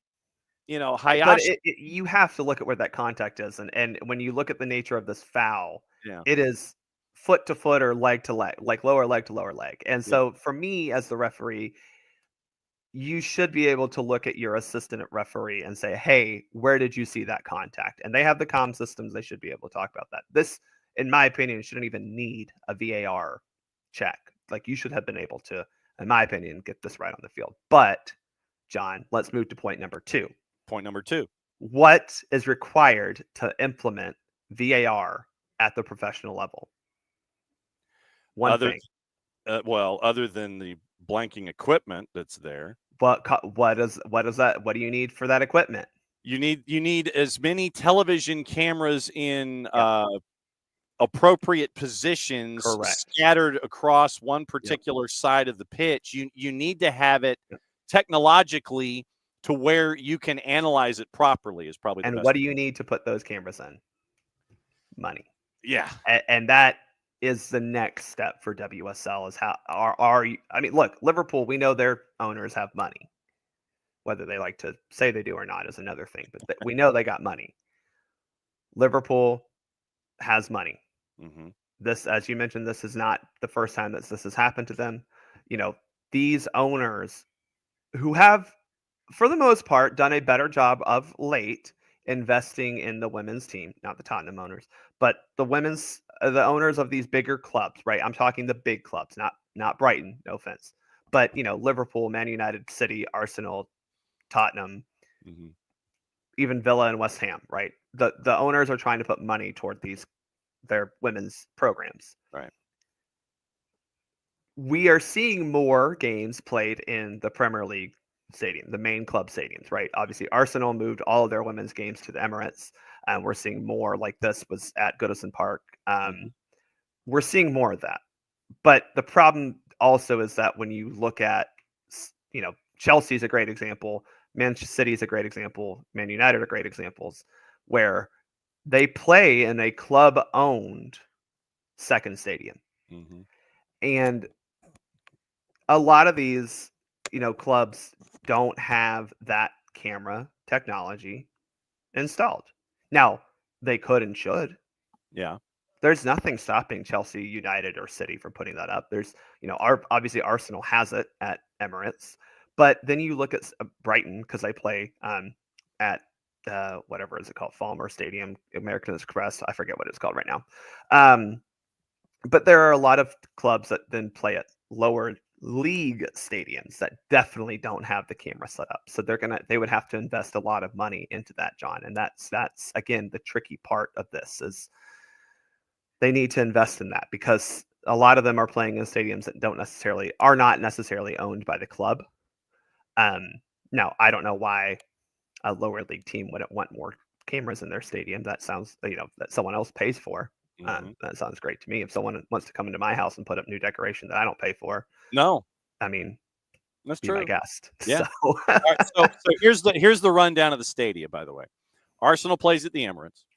Villa plays obviously at Villa Park. Brighton plays at Crawley Town's Broadfield Stadium. Oh, that's right. They don't play at American Express. You're right. They don't. 21 miles from the Amex. The ground has a capacity of 6,135 and has been the team's home since their promotion to the WSL in 2019. Chelsea plays at King.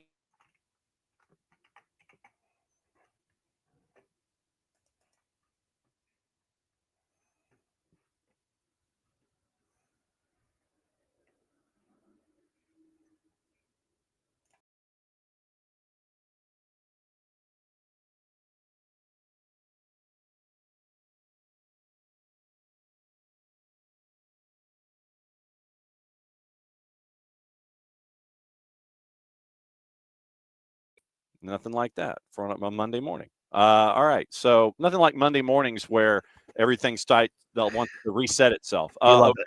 Yeah. So 4,850 seats at Kings Meadow for Chelsea. VBS Community Stadium is where Crystal Palace play.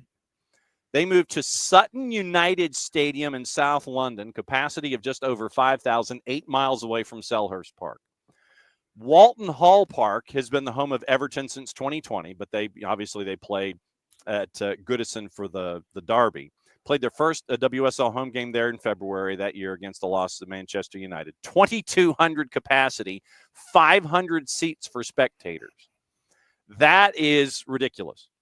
So Walton Hall Park, thankfully, they've moved it inside for this one. King Power is where Leicester plays. So 32,261, attracting an average of 2,600. Liverpool plays at St. Helens after having played at Tranmere Rovers Prenton Park in Birkenhead.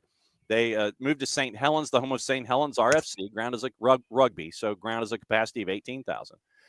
Manchester City Joie Stadium, I guess. The Academy Stadium on the Etihad campus, renamed the Joie Stadium for sponsorship purposes last year as the Academy Stadium. Capacity 7,000, 5,000 seats. Lee Sports Village is where Manchester United plays, 12,000 capacity, multi-use sports, retail, housing development. Gone Group Stadium for sponsorship reasons, the home for Spurs since 2022. Brisbane Road, capacity of 9271. Home for Leyton Orient in East London. Chigwell Construction Stadium is the home of Dagenham and Redbridge, but has been the home of West Ham since 2020 with a capacity of just over 6,000. So those are your rundowns of who plays where, and there isn't a whole lot of crossover with our friends in the Premier League. Yeah, and again, that's the issue is, when you look at Arsenal, Villa, Leicester City, right? Mm-hmm. Those are the three that play in their main EPL stadium. Main barns, yeah. Then you have, I think United, City, and Chelsea could do it because, again, those are their stadiums. There are some, though, there are some that, again, you're playing at either a lower league stadium. Chigwell Construction Stadium for Dagenham and Redbridge. But, Liverpool and Spurs, those are legitimate team stadiums, right? Leyton Orient, and they should be at least in a very bare bones way because of the contract with the EFL.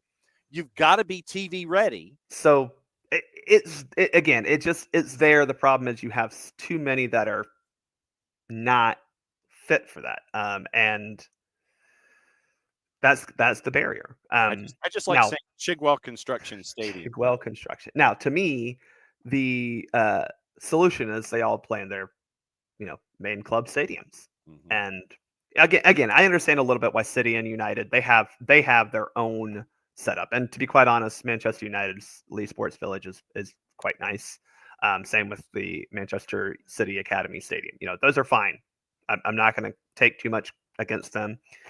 But again, they need to be fit with the cameras for VAR, and that's just the struggle you're going to get into. Yeah, I just like I'm telling Rich right now. I just like saying joie. So if Manchester City does well, I guess do they call it joie de vivre? Can you get away with that? I'm just guessing.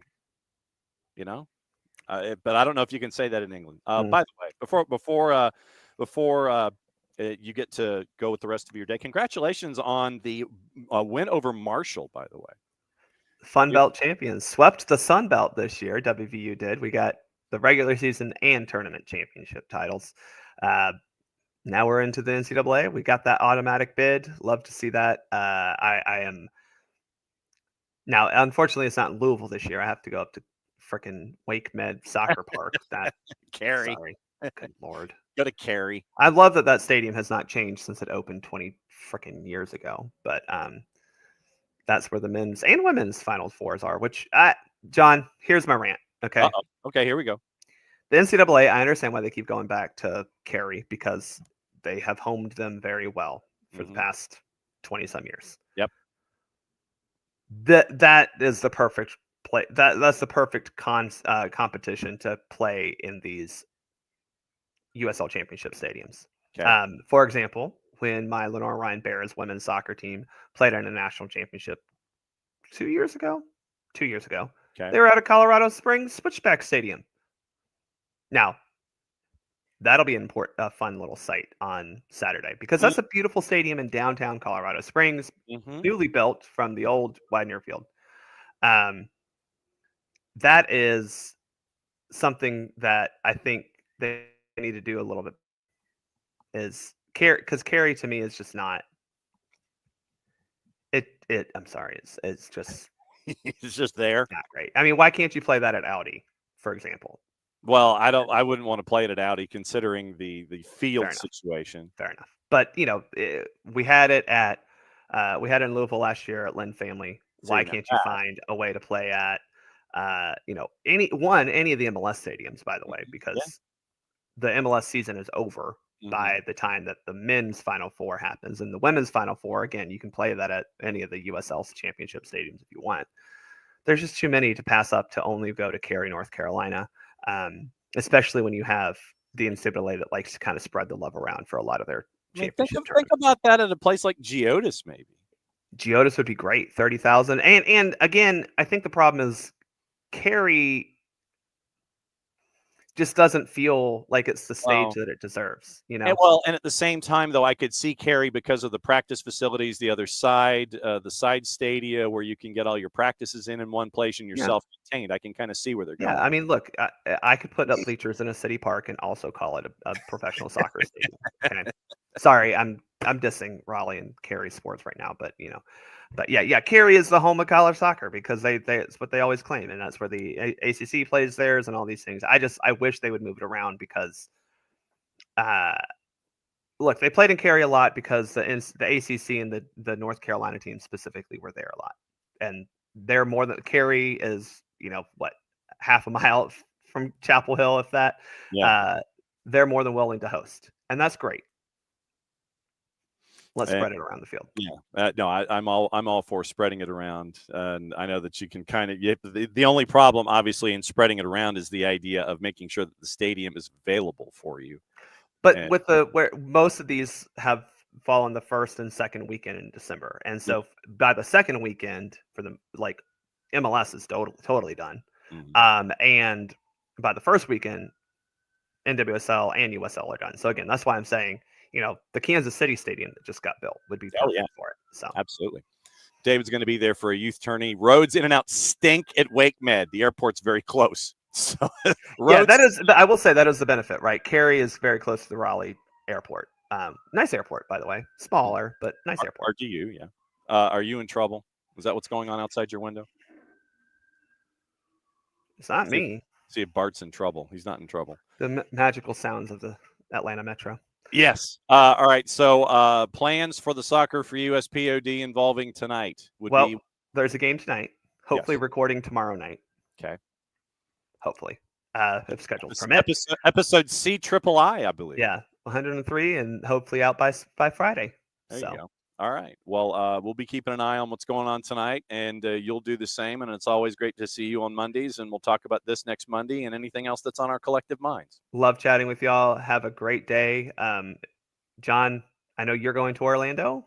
That is true, yes. Hope to see other people. I've got my ticket and transportation, so I hope to see y'all in Orlando on Sunday. There you go. Thank you, my friend. We'll see you soon. Cheers, y'all. All right. Bart's going to enjoy his coffee, and we'll continue to discuss things. Remember, tonight, as a part of everything, it is 8 o'clock pregame on all of your favorite networks that are attached to everything since we're there. U.S.-Jamaica in the Nations League tonight, and it is on multiple networks. BNB and Espanol have AFCON qualifying at 2 o'clock, Morocco and Lesotho. If you do not have the BNs and want to get the BNs, where you can watch AFCON and Liga and a lot of other, and the Turkish League, things like that, you can go to Fanatis, fntz.co/soccer down here, and you can get Nuestra Tele, CDO, For the Fans, TIC, Gold TV with our buddy Nino Torres. And you got to listen to him discussing the Uruguayan League this past week. Everybody will get back into rotation, and he'll dip back into Portugal and all the other places coming up this weekend. And all the BNs, you can get that at Fanatis, fntz.co/soccer down here. Helps the network out, helps us out, helps them out, helps you out to be a true degenerate. Liga 1 Max, Liga 1 Max Pro, all of that stuff that is there, you can watch and keep up with Caleb Wiley as what's going on there at Strasbourg. So you can get that at Fanatis. FS2 has UEFA Nations League at Croatia and Portugal's at 2:45. TNT has USA Jamaica at 8. Gold TV has the Uruguayan Primera triple header. Progreso and Phoenix at 2:30. Cerro and Boston River at 5. Cerro Largo, not to be confused with Cerro, but Cerro Largo and Wanderers is at 7:30. Universo simulcasting USA and Jamaica. Fox Soccer Plus has UEFA Nations League, Poland and Scotland at 2:45. Max also has USA and Jamaica. Paramount Plus is all crazy with CONCACAF Nations League, doubleheader at 3 o'clock. Cuba and St. Kitts and Nevis, Grenada and St. Martin, Aruba and St. Martin at 4, Curacao, St. Lucia at 6, Haiti and Puerto Rico at 7, Panama, Costa Rica at 9. Peacock also simulcasting the USA and Jamaica. The USA, the NCAA selection show for Division I men, that is at 1 o'clock this afternoon. Bart might be watching that too. 1 o'clock on NCAA.com. You can catch up with what's going on there. We mentioned what's going on in Division I and Division II. Division II and Division III, with the win yesterday by Emory on the men's on the women's side. They get to go take on the Dew Hawks of Loras College next Saturday. I think we're waiting for a start time when it comes to that particular tournament. So we'll see what it looks like in Division III. So it's Saturday at 2 o'clock. It is now 2 o'clock Eastern time. Emory and Loras. That is going to be in Division III women's soccer in the Sweet 16. Misericordia is at 11 o'clock in the morning. Wow, that's a big one. 11 o'clock in the morning. Let's see, Saturday. Okay, so Saturday the 23rd. Misericordia, Christopher Newport's at 11. Colby and Wash U is at 12. So the UAA gets Washington U. Washington and Lee and William Smith. NYU and Johns Hopkins at 1:30. Emory and Loras is at 2 Eastern in Dubuque, Iowa. University of Chicago. So, wow, that's like 4 teams out of the UAA have made it to the round of 16. University of Chicago and Messiah, Scranton and Trinity, Texas. Amherst and IIT. New Jersey City and Hartford, Pittsburgh, Greensburg, Pitt State, Greensburg, and Springfield. Those last two, they're waiting for times to determine what's going to be going on with them. So that is the advancement. So 2 o'clock, set your clocks. 2 o'clock Saturday afternoon, third round. Emory goes up against Loras, the Dewhawks, 21-1 in the activity that is known as Division III women's soccer. Gossip, rumor, and innuendo, what to watch, where to watch it, how to watch it. And it is it is interesting this time of year because we try and see who's going to be going where and who's going to be possibly be picked up. We do have Atlanta United rumor / report that we'll get into coming up in just a little bit. So the Monday gossip, and once again, take your sources as seriously as possible. Manchester United trying to secure a deal for Sporting's 17-year-old Portuguese winger Giovanni Kenda. We will discuss that with Nino on Thursday. They've also been told by Sporting that they may have no option but to sell. But Sporting may have no option but to sell Victor Gyökeres, unlikely to be in the January window. Barcelona considering offering Wojciech Szczesny a new contract just weeks after he joined the club. That's from Marca. Villa's boss, Unai Emery, could look at selling Diego Carlos in January. Neymar set to a return for Santos, and that was part of the discussion in the Twitch pitch. With Al Hilal unhappy with his injury problems, that's from Cesar Luis Merlo. Neymar's agent has denied any talks are taking place for him to leave Al Hilal, and that he is happy at the Saudi Arabian club. That's from Fabrizio Romano. So you have Cesar Luis Merlo saying that Neymar is set for a return to Santos. Fabrizio Romano talking to the agents and saying, nah, Neymar's cool. Interesting that you've got Merlo and Romano on different sides of the issue. Benfica midfielder Orkun Koshu has praised the impact Arne Slot has had on his career amid links of a potential move to Anfield. Fulham have entered the race to sign 23-year-old Brazilian international forward Igor Jesus from Botafogo. We'll discuss that as well coming up in the week. Spurs are looking at the possibility of re-signing Harry Winks, having only sold him to Leicester last year. That's from Fichajes. Arsenal still monitoring 24-year-old Serbian forward Dusan Vlahovic's situation at Juve. Crystal Palace keen to sign an attacker during the January transfer window. Let me see if you've heard this before. but they only have a limited budget. That's got to be from our buddy Ben Jacobs. It's from our friends at Gimme Sports. My guess is that's probably Ben Jacobs. Georgia forward Kavicka Kvaratskhelia could leave Napoli as his contract talks have stalled amid interest from Barca and PSG. No plans for Paul Pogba to train at Manchester United following the 31-year-old French midfielder's departure from Juve. Apparently, he is in the United States training, so folks are keeping an eye on him for Europe, for Major League Soccer. That has been floated out there. Frank Lampard expected to be among up to 5 candidates Coventry City will speak to about their vacant managerial job. West Ham and Southampton both chasing 16-year-old twins Cole and Dylan Williams, with the Scottish midfield pair currently at Airdrie, and that is from the 3-Litter paper. So take that information at your own peril. Among a lot of places, it appears that multiple sources have Atlanta United reportedly interested in River Plate center back Paulo Diaz. Atlanta United and Austin FC are interested in signing the Chilean international center back. River Plate are reportedly looking for $4 million for the 30-year-old. 181 appearances across all comps for River Plate since 2019.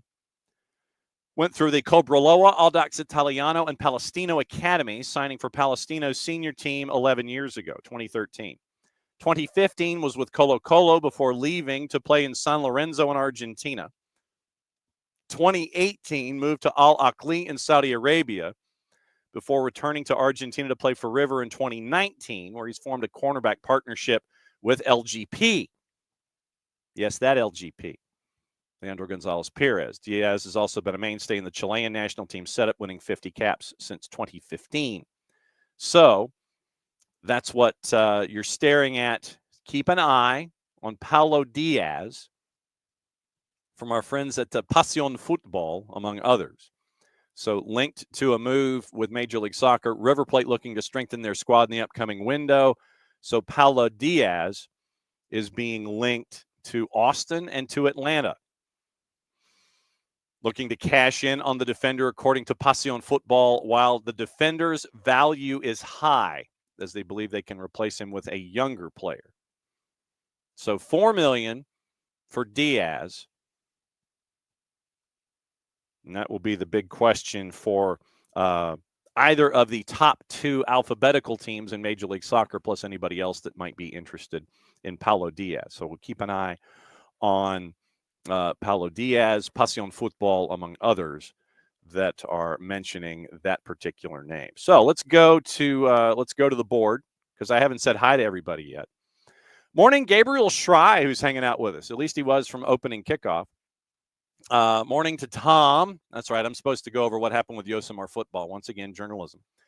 It is a morning 4 card, and Tom says a lot of people don't like to hear this, but the play of Amador Miranchuk and Guzan have more to do with the success they've had than anything Rob has done. Rob gets a lot of credit for mentality and such, but he's not ready to turn over the keys yet. 4 card, reminding us about the last match with the purple team. They said that he had him on the ropes for most of the last game. It will be a fight. Absolutely, it will be a fight. And like we said, Atlanta right now at a plus 321 on the composite. Morning to Rich and Grady. Yes, Grady Hospital. Big one downtown. 4 card. Grady Baby. I mentioned the Grady Baby promo. And the gear that you can purchase to help out middle school soccer programs and the tied to Atlanta Public Schools. Grady Babies for people from inside the perimeter who claim to have been born and raised here. Let's see. Well, I mean, I was raised here. I wasn't born here. I was raised here. Would spend summers with my dad out in California, but I was raised here. Went to high school here. I went to elementary school here. I'm a DeKalb County kid.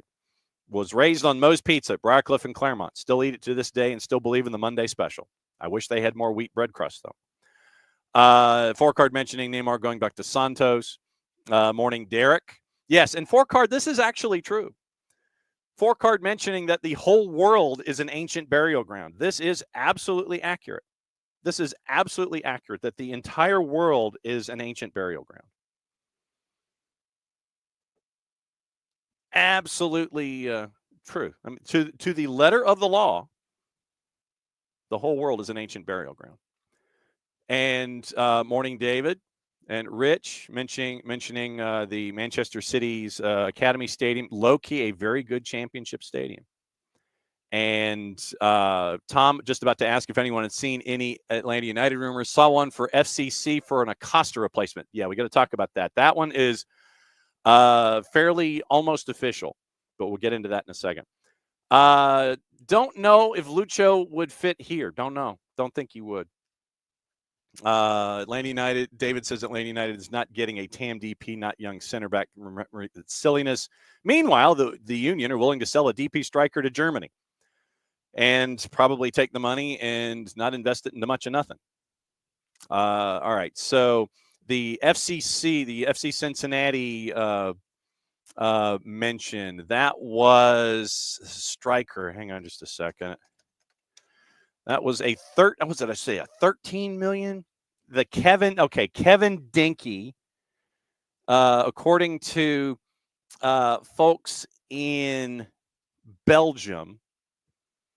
So it appears that the Kevin Dinky's main club, Cercle Bruges, CERCLE, Bruges, Cercle Bruges in Belgium, is going to get 16.6 or 15.3 million euro fixed. So Kevin Dinky to FC Cincinnati from Cercle Bruges, 15.3 million fixed. Bonuses could take it up to 16.6 million euros. So Kevin Dinky looks like the deal is done to FC Cincinnati from Cercle Bruges. So it could be another 10% for a future transfer. So 15.3 fixed euros, 16.6 for a future transfer. So keep an eye on Kevin Dinky. Most expensive transfer in MLS history. And so 15.3. Okay. So now I see where they're going with this. Okay. So it's 15.3 and Cercle Bruges gets 10% sell-on fee.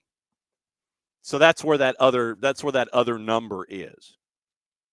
So Kevin Dinky, Cercle Bruges, 15.3 million euro, 10% sell-on fee. That's why everybody was sitting there saying most expensive transfer deal in Major League Soccer. 15.3 euro, 10% sell-on to possibly get but the thing is, if it could be more than that depending on what Dinky does. But 15.3 million euro fixed, 10% sell-on. And so that's why everybody's sitting there saying it's worth 16 point whatever, but you don't know if Dinky sells on, you could be making more money. So 15.3 million euro fixed, 10% sell on, Dinky to FC Cincinnati. Togolese International, the contract expected to run for 5 years, annual net salary, according to some sources, one of them being Sasha Tavolieri, who writes about Belgian soccer. Annual net salary of around $3 million US. So keep an eye on the Kevin Dinky incoming transfer for FC Cincinnati. But 15.3 fixed, 10% sell on for Cercle Bruges. So that's where we are, and that's come out over the last couple of hours. So everybody's sitting there and saying Cercle Bruges is saying it's a 16. Folks that are tied to Cercle Bruges are sitting there saying it's 16.6. Look at it this way: 15.3 fixed, 10% sell on. But that doesn't mean that the 10% sell on is from the fixed fee of 1.3. So, okay, so here we go. Now, here's what you've got this saying. Okay, so now they're saying 15.3 million euro fixed, 1.3 million in add-ons, and a 10% sell-on. Okay, so that's where the 16.6 is coming from. 15.3 million fixed. Okay, so let's redo the math. Dinky, courtesy of HLN Sport, 15.3 million euro fixed, 1.3 million add-ons, 10% sell-on. So, and it's a 5-year deal for $3 million a season for Dinky. to come from Cercle Bruges. So Lille was in the chase for Dinky, but it appears that Lille and Rudy Galletti, Team Talk, TV Dello, Tribal Football, Sky. Lille was chasing after Kevin Dinky, but it appears that FC Cincinnati is now first in the barn at 15.3 plus another 1.3 plus 10%. So that's Pat Brennan wrote about that last week. Tommy Scoops wrote about it last week. One of the most opulent in MLS history, according to Bogert at the time. So we'll keep an eye on Kevin Dinky and how that could come and fall into place for FC Cincinnati. There was one other story that we didn't get into because obviously it happened when the show was done last week. And it has to do with what's going on at Lyon in Ligue 1. And remember, Lyon is a part of the framework of the John Textor Eagle football umbrella. So on Saturday, Lyon was told they cannot make any signings. This is from Reuters. Can't make any signings in the January transfer window and will be relegated from Ligue 1 at the end of the season if they are unable to address financial mismanagement. France's National Directorate of Management Control, that's the financial police of the French league, according to Reuters. It's the league cops, the league money cops, issued the punishment to Lyon, who are fifth in Ligue 1. Lyon will also have their payroll supervised by the DNGC. Textor, who owns Botafogo, Molenbeek, and Crystal Palace, majority stakeholder of Lyon through Eagle Football Group, a holding company listed in Paris.